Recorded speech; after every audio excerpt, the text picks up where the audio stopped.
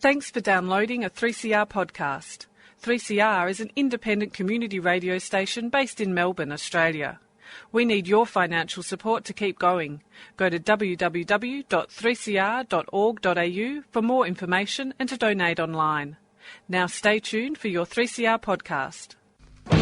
Evil minds that plot destruction, sorcerer of death's construction, in the fields of bodies burning, as the war machine keeps turning, death and hatred to mankind, poisoning their brainwashed mind. Welcome to the Anarchist World This Week, broadcast across Australia on the National Community Radio Satellite. Listen to the Anarchist World This Week, Australia's sacred cow slaughterhouse. Listen to analysis of local, national, international events. Listen to analysis you'll never hear anywhere else.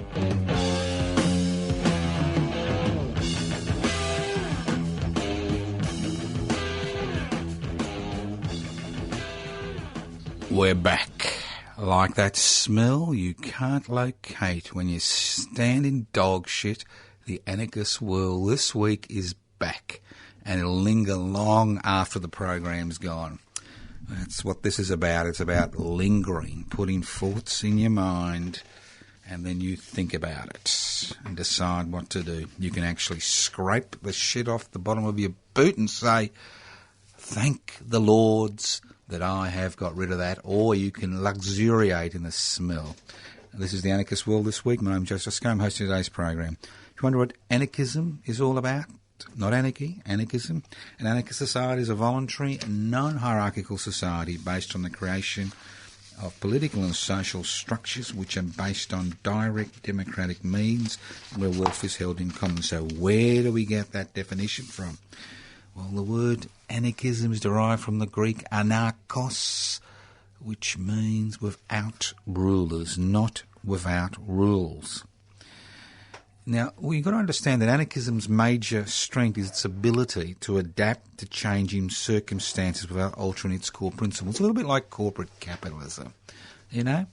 They're diametrically opposite, but we can actually adapt to changing circumstances without changing our core principles. And they don't change their core principles of making profits for their major shareholders irrespective of the human, social, environmental and national costs. We don't change our core principles, of direct democracy and holding wealth in common. Why direct democracy and holding wealth in common? Well, what gives a ruler power? Inequalities in power and wealth. So the best way to create a society without rulers is to decrease the inequalities that exist in power and wealth. And one good way of doing that as far as power is concerned is by involving everybody involved in the decision in the democratic process. And that's what direct democracy is about. And one way of ensuring that people can't use their wealth to dominate the political, social, cultural, national landscape is by ensuring that wealth is held in common and used for the common good. Now, the 21st century, that's right, the century we're now in, the 15th year, the 21st century is the anarchist century because the core principles of anarchism are principles, that's the core principle of anarchism, equal power, equal wealth, are principles that can unseat the four horsemen of a modern 21st century apocalypse that has arisen because of increasing population growth, finite resources, an international economic system based on the creation of ever-increasing profits, irrespective of the human, social and environmental costs, and human-induced climate change. So, if you're interested, listen on. Now, obviously, anarchists are also people who want to improve people's life, and we are involved in many struggles, in many issues, cultural, social, political, at many levels. But the key about being an anarchist is about participation, about being involved. Now, I've got a few reports before we get into the analysis. The first report is those of you who have been following the Tunnerminnerwait Maulboyheenner saga in Melbourne. That's a very interesting campaign, which was initiated by the Anarchist Institute in 2004. The campaign is almost coming to an end. On the 25th of November, the Melbourne City Council will announce the final design for the Tunnerminnerwait and Maulboyheenner monument, which will be built, a substantial monument which will be built at the corner of Franklin and Victoria Parade in the CBD, across the road from the old Melbourne Jail and RMIT. So that will get the nod on the 25th of November. And on the 26th of November, an exhibition will be a 3 to 4 month exhibition regarding Tunnerminnerwait and Maulboyheenner and that struggle for recognition of the fact that this country was inhabited for over 40,000 years by Indigenous people who paid the ultimate sacrifice for defending their country, their language, their cultures, their way of life, their families, their friends. Will be held for about 4 months. It's at the City Gallery at ground floor, Melbourne Town Hall, and obviously everybody's invited.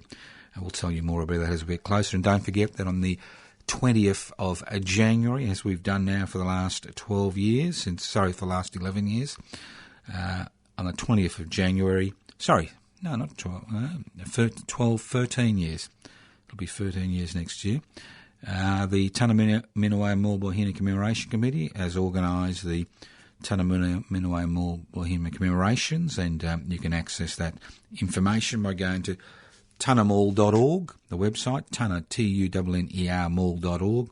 It's midday the 20th of January, which I understand is a Wednesday, 2016, which you're all welcome to. And obviously in 2017, we'll be able to hold a commemoration at that new monument, which will have been built during the first 6 months of 2016. So it's pleasing to report that. Now, don't forget that on the 1st of November at 10 a.m, a number of us, and it's usually a small group, will be making our way to the Murchison Cemetery. Yes, the Murchison Cemetery. Why? We're there to remember and pay our respects to Francesco Fantine, anarchist, atheist, anti-fascist, anti-militarist, murdered at Camp Loveday in South Australia in 1942. So why would bother people from around the country coming to Murchison Cemetery on the 1st of November? I'll tell you why. The bones of Francesco Fantine and over 220 Italian prisoners of war and internees who died in Australian camps during the Second World War are deposited in an Italian war cemetery at Murchison in Victoria, which is a small country town not far from Seymour, which is about 130 kilometres from Melbourne. On Sunday the 1st of November, people from around Australia come to pay their respects. The crypt is open once a year after a ceremony. And that ceremony is a mass, which is a Catholic mass, which is organised by the Italian government and community. This year, as we did last year and the year before, a small contingent of anarchists and supporters will be going to the cemetery to pay their respects to Francesco Fantine, who is interned. The other 220 Italian prisoners of war internees who died in Australian prison camps in Murchison. So join us at 10 a.m. on Sunday the 1st of November at the Murchison Cemetery. I suggest you bring a seat. It's good to get there early because it's one of the few times, it's the only time during the year, and that's the reason we actually go on the day, that the crypt is opened to the public. Now, Francesco Fantine immigrated to Australia in 1924, a long time ago, 101 years ago. 91 years ago. 91 years ago. The anarchist fled Italy 2 years after Mussolini's fascists seized power in 1922. Fearing for his life, as he was an active anarchist in Italy, he fled to Australia. He threw himself into anti-fascist activity in Australia, and with the aid of Francesco Camagnola and Ventolino Chicotti opened the Matteotti Club in the Horticultural Hall in Victoria Parade, Melbourne in March 1927 to act as an anti-fascist centre in Melbourne. Matteotti was a parliamentarian killed by Mussolini's fascists. When the club closed as a consequence of the Depression, Francesco Fantine moved to North Queensland, working on farms and sawmills as a labourer. He continued to identify as an anarchist. With the help of other Italian anti-fascists, he made life difficult for Mussolini's fascist officials in Australia who were trying to recruit Italians living in Australia into their ranks. The outbreak of World War II, as expected, resulted in the internment of Italian fascist sympathisers and Nazi sympathisers. The racism endemic in Australia in the 1940s meant that nearly every Italian immigrant was considered to be a fascist. From a population of just 30,000, 5,000 Italians were interned during the war, and another 10,000 were removed from their homes and forced to work on government construction jobs. The highest rate of internment of Italians anywhere among the Allies. Fantine was arrested as an enemy alien in February 1942 at Edmonton outside Cairns and arrived at Camp Loveday in South Australia on the 28th of February 1942. Over 350 Italian fascists were interned with about 60 Italian anti-fascists. Fantine was marked for special attention by the fascists and was regularly attacked and beaten for his anti-fascist views. On the 16th of November 1942, while stooping down to get a drink from a tap, Fantine was beaten to the ground by a man wielding a 4x2. When he fell to the ground, the beating continued. He died several hours later of his injuries. Giovanni Cassotti was convicted of manslaughter and sentenced to 2 years imprisonment for Fantine's murder. Fantine's body was unceremoniously buried in a grave outside Camp Loveday.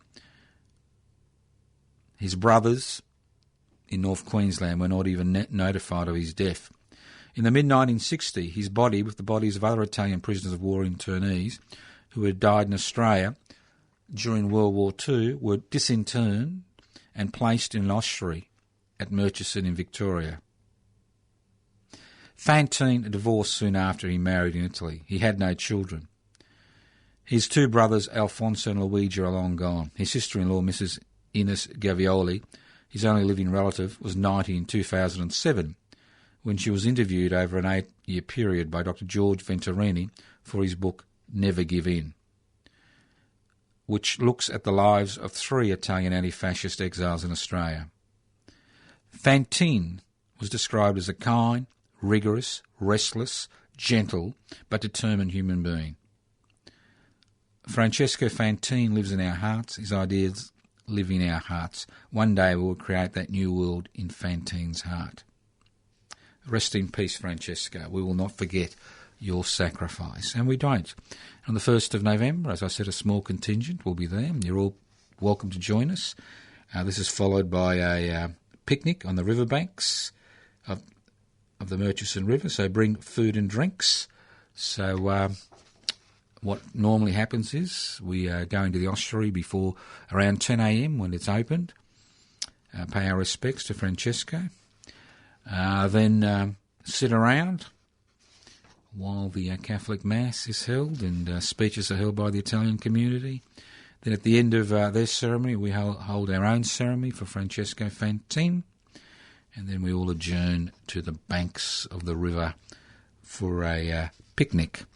So it's a great day, it's a great way of actually learning about our history. Now, if you can't make it, I suggest you go to the Fantine website. Have a look. Q7461, fantine.org.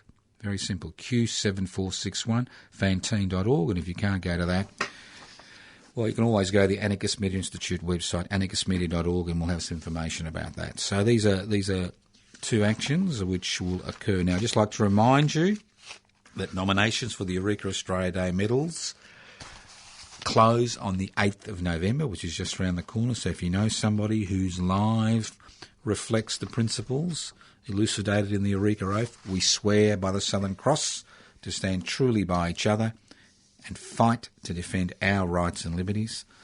You can either email us or send us a letter. Don't phone. Don't phone. You know, we want it on paper.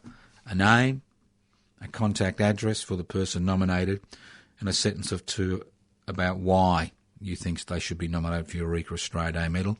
Usually we give out 6 Eureka Australia Day medals on the day, on the 3rd of December, at Bakery Hill, at the very site the Eureka Oath was taken on the 29th of November 1854. And don't forget about the Eureka celebrations from 4 a.m. to 10 p.m, which will occur on Thursday. That's right, Thursday, the 3rd of December in Ballarat. And obviously you're all invited to that, and I'll talk more about that in the next few weeks. All right, let's move on.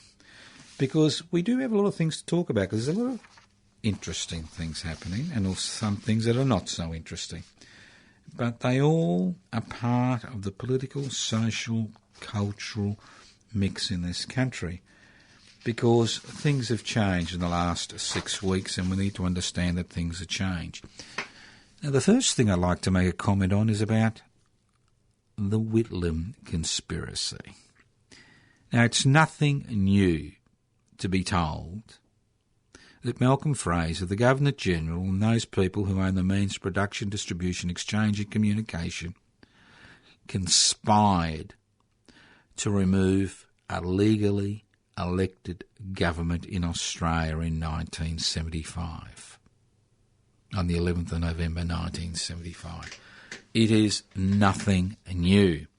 The fact there are some written records 40 years later, which come to light 40 years later, which confirm what everybody knew was a fact, you know, is important, but it doesn't, you know, really add much to the debate. Because you need to understand why the Whitlam Labor government was removed on the 11th of November 1973, unconstitutionally. Why? And it's very simple, because this was the most reformist government since Federation. The fact that I'm talking to you today on community radio is a direct consequence of the Whitlam Labor government trying to break the power of the Murdoch and the Fairfax media by actually giving people, giving communities, community radio licences to allow them to broadcast to the community as a whole. The fact that single mothers and single parents and single fathers receive benefits is directly related to the reform agenda of the Whitlam Labor government. The fact that we enjoy access to public health care, although it's been whittled away over the last 40 years, is a direct consequence of the Whitlam Labor government. The fact that public education became so important, especially in the tertiary sector, again, a consequence of the Whitlam Labor government. Easy divorce laws, legal aid, community health centres, and the list goes on and on. Within 4.5 short years, more reforms were introduced in this country than since Federation in 1901. So it's no accident. It is no accident. The Whitlam Labor government was removed from office by a hostile media, a hostile ruling class, aided and abetted by the United States, because of their reform agenda, which gave not only resources but power to people. So let's not forget the reasons. We need to remember the reasons. If this had been a corporate-friendly government, aka the Turnbull government, there is no way they would have been illegally removed from office. No way. So what we saw was the ruling classes and the legal system coming together, bending the rules, changing the rules, recreating new rules to remove a government which was pursuing a reformist social agenda. And it was pursuing this reformist social agenda not because it was a good government, but because of the pressure which had been applied in the late 60s to the political process by hundreds of thousands of Australians who wanted something better for themselves and their children and their grandchildren and the people around them and their community, who demanded something better, who channeled their energy into a revitalised, ossified Labor Party which had become revitalised through this groundswell of public support for social reform. So it didn't come out of nowhere. It came out of years of struggle. Years of struggle. And then, to see those in authorities remove the vehicle by which those reforms had been introduced, highlights to what ends they will go to in order to ensure that those born to rule continue to rule. And that's the lesson we need to remember. It's a lesson we forget consistently, constantly. Every day we forget. And the creation of public interest before corporate interests is not about just the creation of a political party. It's the creation of a vehicle for social change, which will be attractive to people who've been marginalised and ostracised from the political and social and cultural processes in this country. Because whether you're a social conservative or a social progressive isn't really the central question. The central question is how wealth is created, distributed, how each and every Australian, every person on this continent, has the ability to participate not only in the decision-making processes but share in the Commonwealth.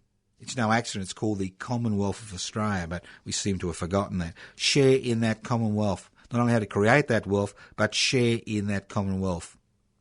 And for the last 40 years, we have seen a counter-revolution of extraordinary proportions since the demise of the Whitlam-led Labor government, which is a reformist government which has been put in power by Australians who are demanding reform, by protesting on the street, by agitating in the workplace. And we have seen every major social innovation watered down, slaughtered, removed, buried, cremated by people who believe they are born to rule because they own the means of production, distribution, exchange and communication. So public interest before corporate interest has been formed for that very reason,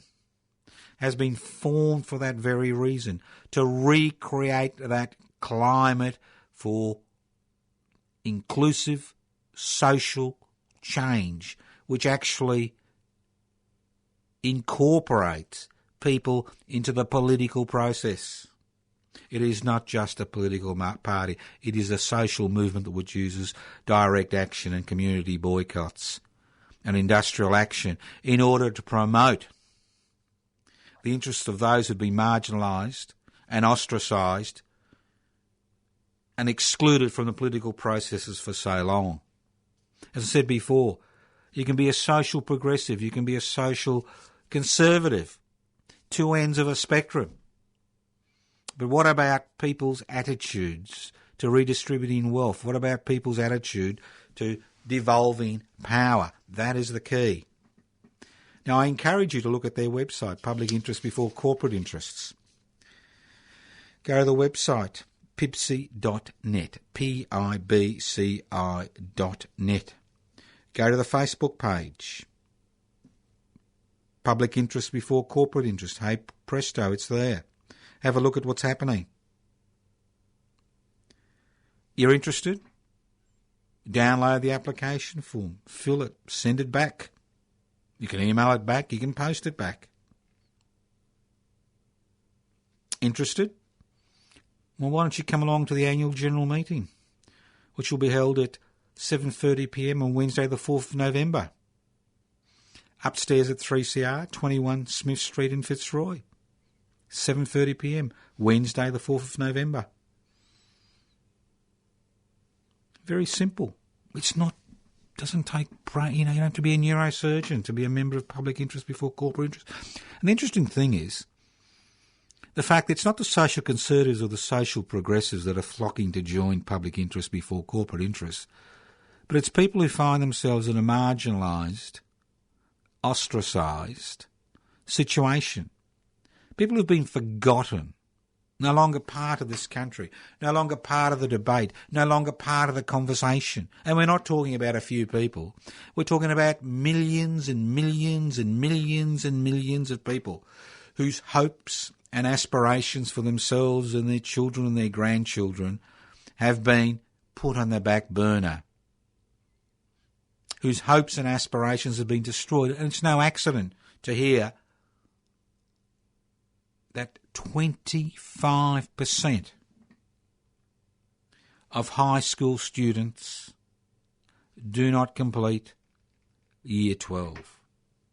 It is no accident that most of these children are in the public education sector, because what we've seen in this country over the past 4 decades, since the 11th of November 1975, what we've seen is a wholesale race to disenfranchise those who don't own the means of production, distribution, exchange and communication. We have seen public money removed, billions of dollars from the public education sector into the private education sector. So though the kiddies are those people who've got the disposable income to buy the best education money can buy, been augmented by the taxpayer. I've got nothing against private education. If you want to send your kids to a private school, well, you bloody pay for it. It's your problem. Don't expect a government handout to send your kids to a private school. It's your choice to have a private education. So what we are seeing is an undervalued, under-resourced, understaffed public education sector which is not meeting the needs of children in this country. And then on top of that, what we are seeing is the privatisation of a tertiary education sector, whether it's TAFE or a university or anything in between. The privatisation of these sectors to deny people the opportunity to access education. What we have seen is the dismantling and now the composting of the social elevator, which was built as a result of the reforms which were introduced and passed through Parliament by the Whitlam-led Labor government, which pushed these reforms as a result of a push from Australians, working Australians, those who are marginalised, to better their lives and the lives of their children and the lives of their community. We don't see that today. It doesn't exist. We don't see that. We see social progressives, radical progressives, social conservatives, crapping on about nothing in particular. We see an issue-orientated political framework where every issue under the sun is discussed except the C word, capitalism, except the role capitalism plays in dividing us, except the role that capitalism plays in creating two Australias. On the one hand, we have banks with record profits. The National Australia Bank profits increased by 19.7% over the last 12 months. We have legislation which makes those who have the disposable income have the opportunity to increase their income at the expense of the taxpayer through legislation which rewards people for owning two homes through negative gearing processes, which rewards people for putting money in superannuation. If you're rich, you get more rewards than those who can't put money in their extra money in their superannuation funds, which rewards people who borrow money to play the stock market, who can then offset their losses as far as their taxation revenue is concerned. This is the dilemma that we face every day. And that's why public interest before corporate interest was created. Our current membership is 271 and it's increasing rapidly every week. Within the next few months, we should be in a position to register as a federal political party. But more importantly, we will be in a position to ensure that there are enough people out in this community, across this country, that are willing to come out to highlight that it's important that on every legislative agenda that the public interest is put before the corporate interest, because today it's the other way around. Corporate interests continue to be put before public interest, whether it's public health, public infrastructure, public security, public education, public arts, public space, and the list goes on and on. Public parks, public services, and the list goes on and on. On every single indicator we have seen consistently the corporate sector put before the public interests since the 11th of November 1975. And enough is enough. And it's time to turn over this juggernaut. It's time to turn over the apple cart so that everybody, not just those pushing the apple cart, enjoy the apples in that cart. And that's what it's about.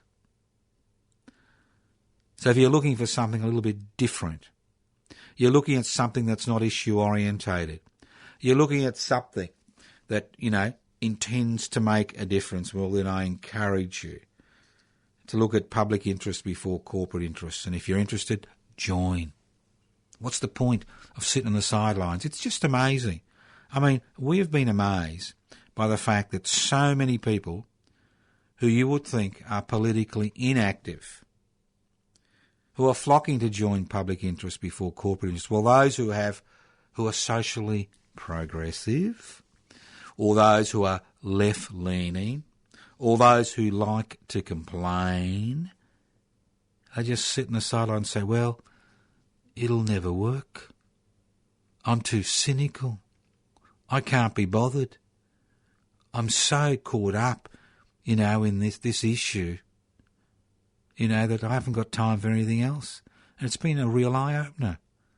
Not just to me, but for a lot of other people who are involved in public interest before corporate interests. It's been a real eye-opener where that support is flowing from. All right. Think about it. Pipsy.net. Info@pipsy.net. 0439 395 489, or go to the website. Or go to the Facebook page. Public interest before corporate interests goes on and on. All right, let's move on.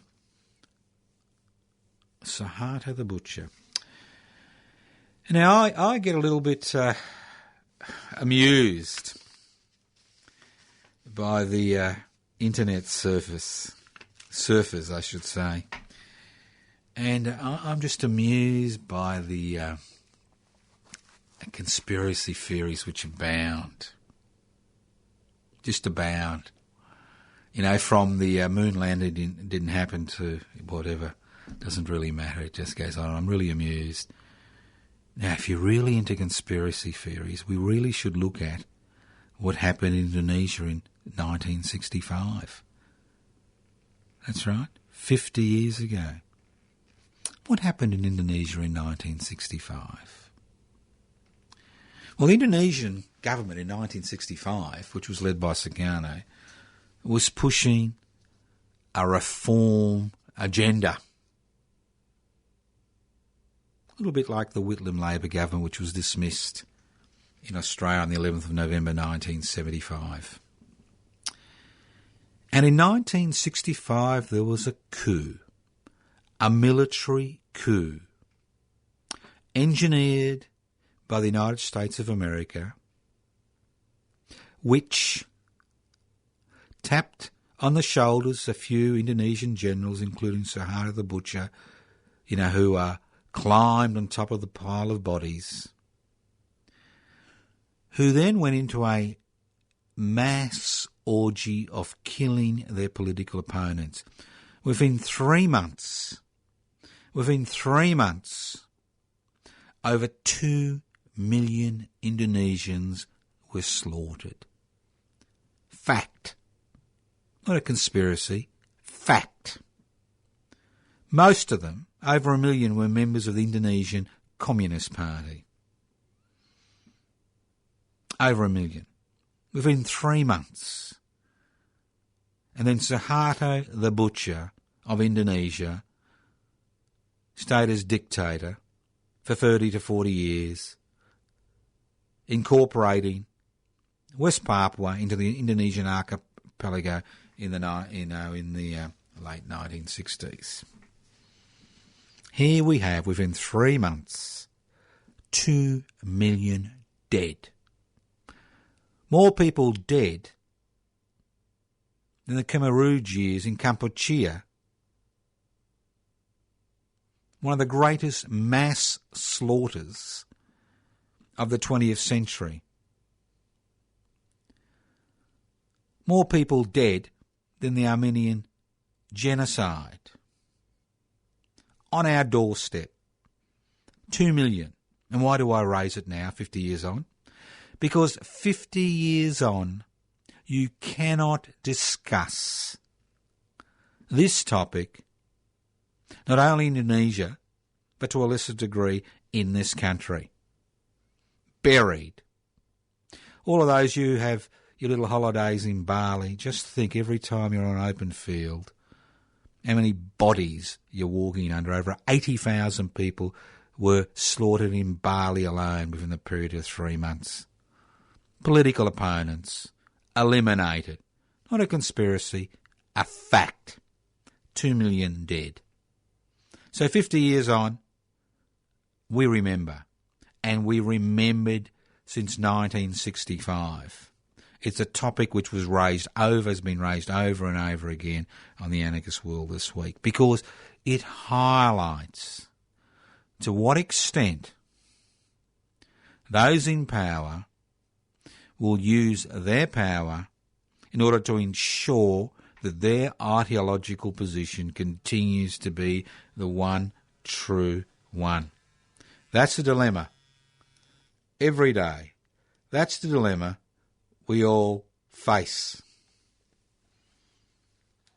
Whether it's dismissal of the Whitlam government on the 11th of November 1975, whether it's the execution of Allende and his government in Chile in 1971, whether it's the 2 million dead in Indonesia in 1965 as part of a political cleansing process, which continues 50 years on, especially in West Papua. It's important that we understand that we cannot allow these situations to be created and recreated.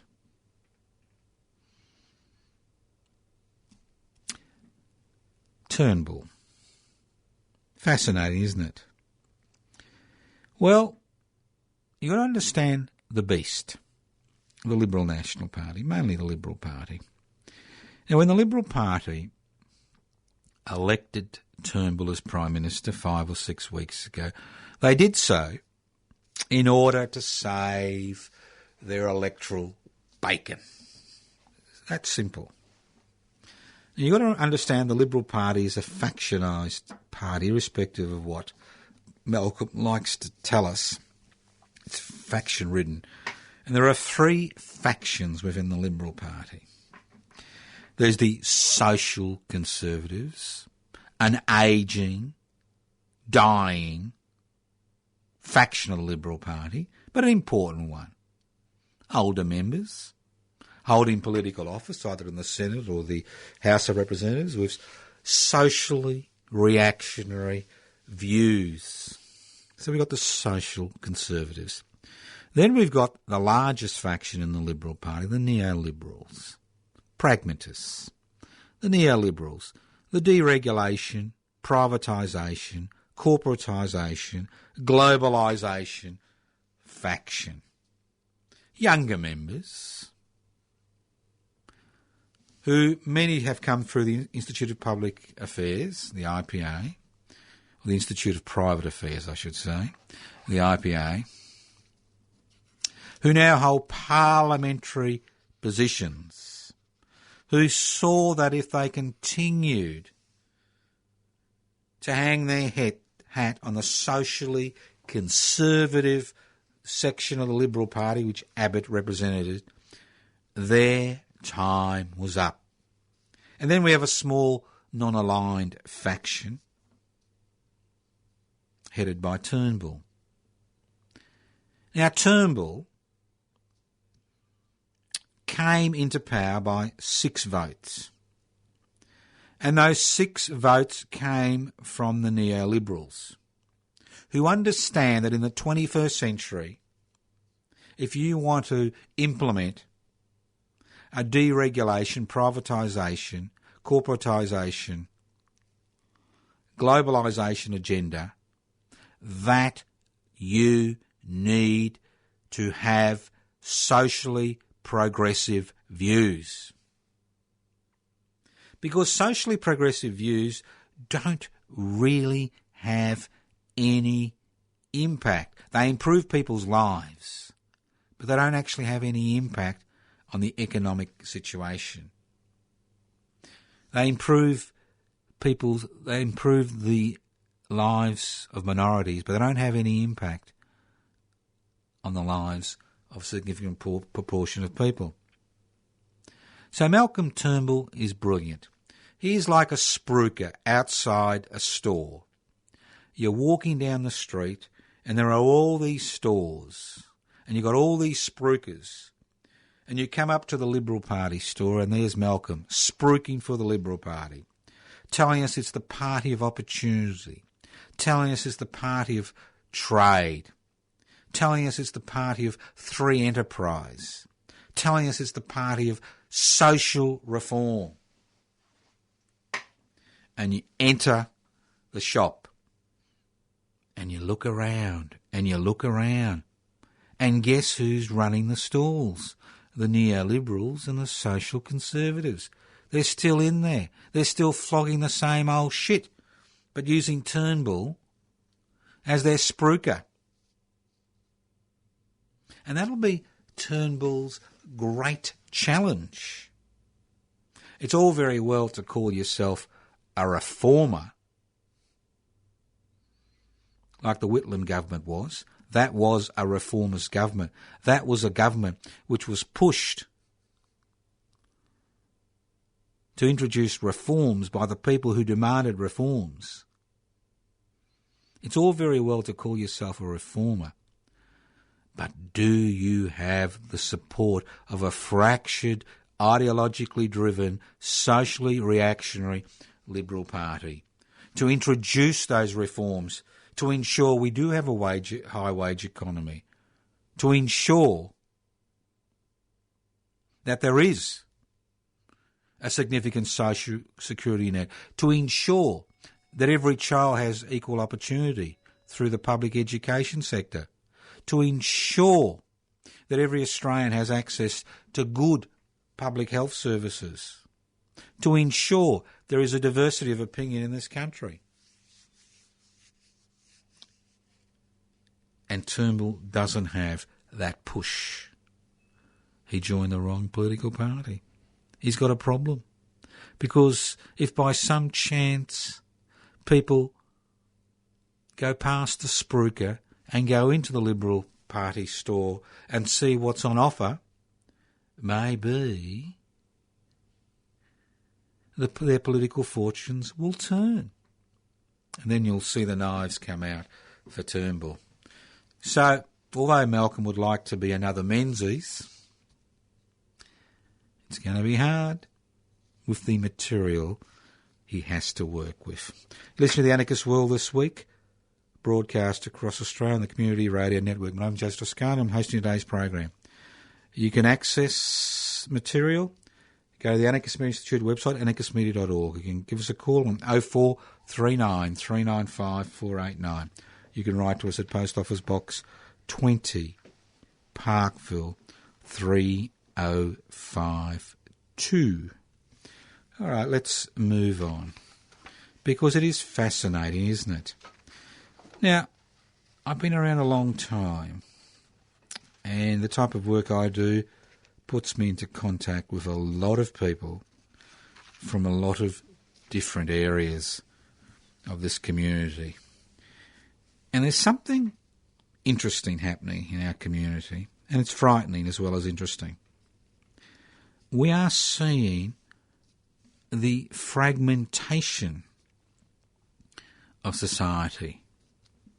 We are becoming tribes. Tribes of people. You've got people running with single issues, as if that issue is the be-all and end-all of their existence. You've got people who feel distressed, left out, marginalised. And although every social indicator is supposed to tell us that we live in the land of milk and honey, it seems that the facts and figures are a little bit different. I mean, I've never seen so much anger. And it's not the type of anger you see directed at governments or people in authority, but anger that's internalised and directed at people around you. And that's reflected to a significant degree in the psychiatric and psychological issues which so many people seem to find themselves tied up in. And then you've got that increasing anger among people who know that irrespective of how hard they work or how much effort they put into their lives, that things are not going to change for them. Because they understand that that social elevator that we're told that exists in this country was turned off long ago and dismantled long ago. So that's that anger of knowing that nothing is really going to change, that things are going to continue for individuals and families as they have, that there is no possibility of change. Then there's that interpersonal anger that occurs when people see no future for themselves. Those increasingly bitter arguments, that violence which flares up, whether it's organised or just spontaneous. And every day you can see that in the community. You can see it. And this is an anger which comes from an inability to understand what's happening, where you think the problem is your problem. It's an individual problem. There are individual solutions to your problem.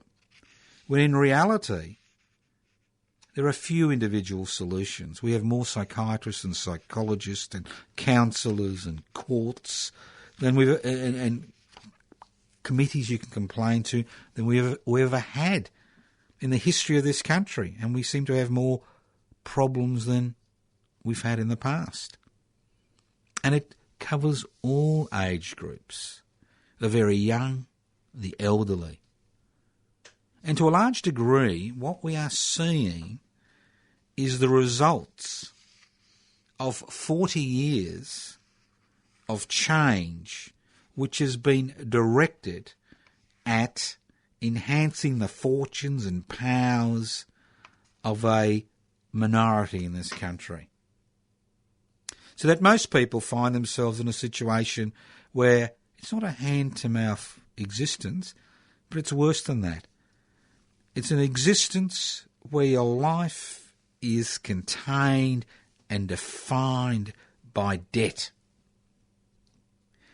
where your life is defined by insecurity, where your life is defined by the fact that you see no future for yourself in this community. And we are seeing it in more and more people. And we are seeing it manifest itself in many ways which are counterproductive. And it doesn't matter how many prisons you build, or how many psychologists you train, or how many health facilities you create, or how many counselling services you have. The solution is not a personal solution. It's a community solution. And that comes from moving away from the spectacle. What's the spectacle? Well, every day we're assailed by the spectacle, whether it's surfing the net, looking for the latest conspiracy theory, to justify our anger, whether it's, being fixated on sport, not only what's happening in this country, but what's happening overseas. Who cares what happens in the soccer league in England? Or whether it's been fixated on your own little hobby, irrespective of that what hobby is. And what we are seeing is what happens when you have a depoliticised society, where people no longer believe that the solution to their problems lies in them getting together and applying pressure in governments at local, state and federal levels to pass legislation to ensure that we create a community where people do have the potential to have secure lives, where they do have the potential to actually have some type of future, where they do have the potential to be part of a thriving community. But at the end of the day, it's up to you, isn't it? You can sit there and surf the net, watch TV, go to your local sporting program, become a goth, whatever you like to do, up to you. Or you can actually say to yourself, I'm not the problem. I'm not the problem. I've got things I want to give to this society. I can contribute. I can do things, but I'm not allowed to. And it's time that you became involved in social, political and cultural activity. That's the key to change. The key to change isn't sitting somewhere having your prejudice reinforced by somebody who thinks like you, but the key to change is interacting with those around you and organising with those around you to ensure that change occurs. Hope is the love child of desire and expectation. We live in a society without hope. We need to resurrect hope. We need to apply external cardiac massage to hope. Listen to The Anarchist World this week. Yes, I've been a little bit philosophical the last few minutes. And sometimes, as you get older, you become philosophical. You can write to us at Post Office Box 20, Parkville 3052. Yes, we answer letters. You can leave messages on 0439 395 489. You can email us at anarchistage@yahoo.com. Don't forget the Francesco Fantine Memorial Gathering down at Murchison Cemetery at 10 a.m, Sunday the 1st of November. Don't forget the PIBC Annual General Meeting on the 4th of November. Go to the website, pibc.net. Thank you once again. Remember, this program is podcast. You can access the podcast by going to 3cr.org.au. You can email us at anarchistage@yahoo.com. You've been listening to The Anarchist World this week, broadcast across Australia on the Community Radio Network. My name is Joseph Toscano. I've been hosting today's program. Listen in to The Anarchist World this week, next week, on your local community radio station. And for the first time you've heard The Anarchist World this week, listen in next week. Who knows where your life could go? Evil minds that plot destruction, sorcerer of death's construction. An analysis you'll never hear anywhere else. Anarchist World this week. Australia's Sacred Cow Slaughterhouse. 10 a.m. every Wednesday. Listen to the Anarchist World this week for an up-to-date analysis of local, national and international events. Poisoning their brainwashed minds. Oh, Lord, yeah.